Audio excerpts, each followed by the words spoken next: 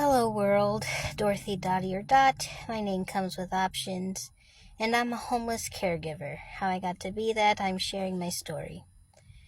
So, chapter 14 today. Last left off with basically aftermath of my mom's sixth and final episode. All kinds of crazy stuff happened with me getting fired from a job and potentially having a job, but then having that pulled out from under me. So then I ended up, we did get to move into a brand new apartment because mom finally got approved for disability, and we got a back pay.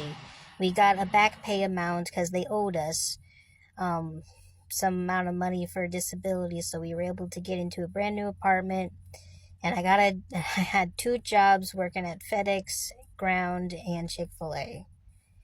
So with the money that we had from the disability, the back pay that we received, and with me having the Chick-fil-A job and the FedEx job, we were doing okay. We were just, floating on basically that. So how we got to this point, this piece of junk that I'm sitting in had a couple of problems. So it gets to be around maybe April, May time, maybe around April. This car had a couple of problems with it. April of 2024, this year, this car decided that as I'm on my way to work at Chick-fil-A, I'm sitting in the turning lane to turn on my way to work, and my car just stops. Like, it's running, and I'm sitting in the turning lane waiting for the light to go, and it just stops. Like, it turns off as if I turned it off, but my key was still in the ignition. It was still it was still in gear for drive. Everything just shut off, and it was not doing anything. I tried pushing the gas, and nothing happened. It just turned completely off, and I freaked out. I completely freaked out. And so I called 911 to have them come, to have somebody come out and help me. I called 911, and I immediately after that called my work, Chick-fil-A, and said, "Hey, I'm so sorry, my car just stopped working, so I can't come in." So by the time I get off the phone with calling the 911 and my job, a cop comes by and helps me. Of course, I'm just, hysterical. I'm freaking out. But he calms me down. He's nice. He's a nice cop. He calms me down. He has me come out of my car, and he steps in my car, and he, tries to fix it or whatever. He did fix it, kind of. He basically turned the car on and off again. I warned him, it's still in gear for drive. But he fixed it. He's fine. He took care of it for me, and he helped me get out of traffic, and I hauled my car basically up to a shop, the nearest shop that I knew, and I had to get a sensor replaced, a very important sensor replaced that day, and that cost a lot of money. I was able to do it at the time, but it took a good chunk of the money that I was floating with. And then after that, I had to get my oil changed. This car's oil was due, so I took it to a 5-minute oil change, and it had been a while since I'd done other maintenance things to it. So I got the tires done, I got the filters and all the liquids and stuff done, everything that they offered. I said I might as well go ahead and do it, and all of that added up and cost a lot of money. Oil change back in the day used to not be that much, but now it's extremely expensive. It was almost as much as me getting my sensors replaced. I mean, it wasn't. It was at least half the amount, but still, it was a lot of money. And And then after, so I got my sensor replaced. I got my oil changed with all the filters and everything.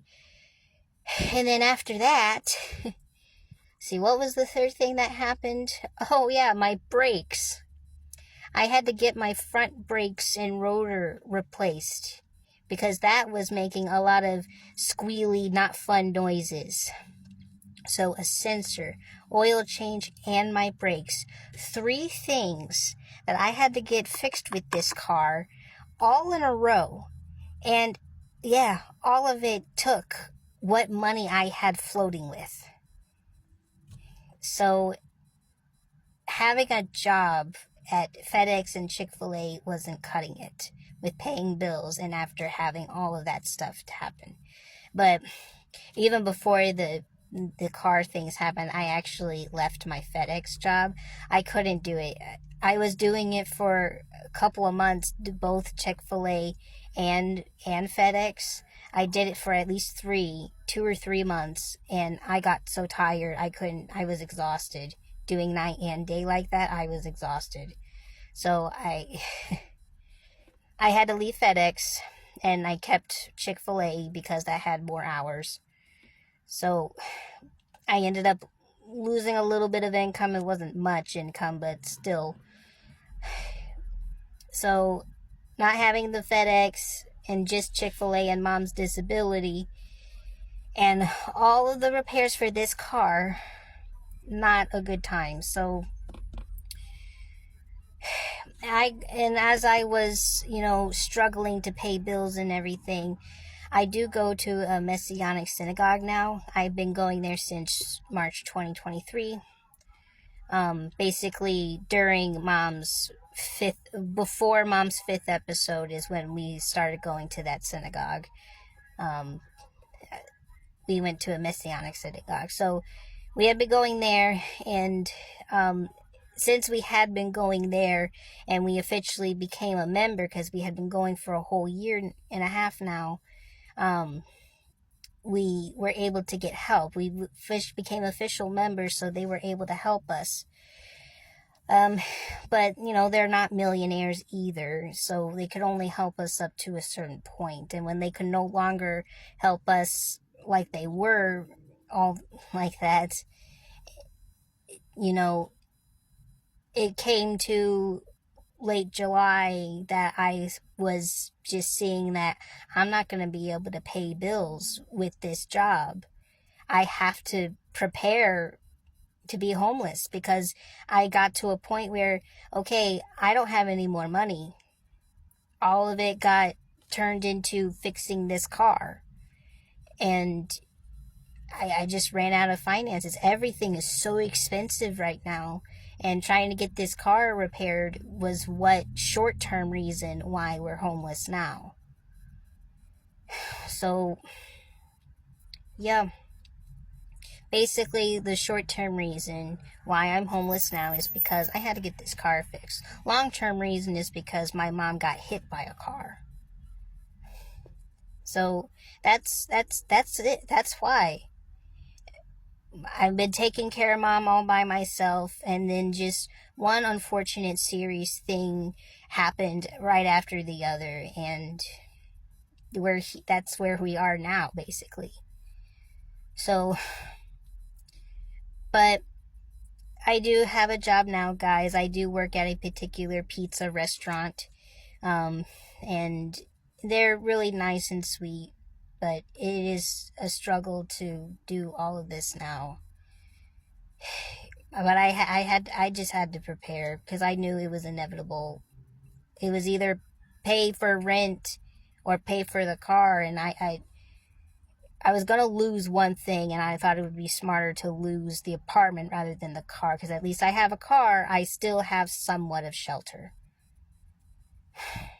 It was a big decision to make, but I had to. So I guess that's the story, how I got to be a homeless caregiver. We're basically to the point of now. So hope you've enjoyed my journey, but I'll make videos here and there. See you next time.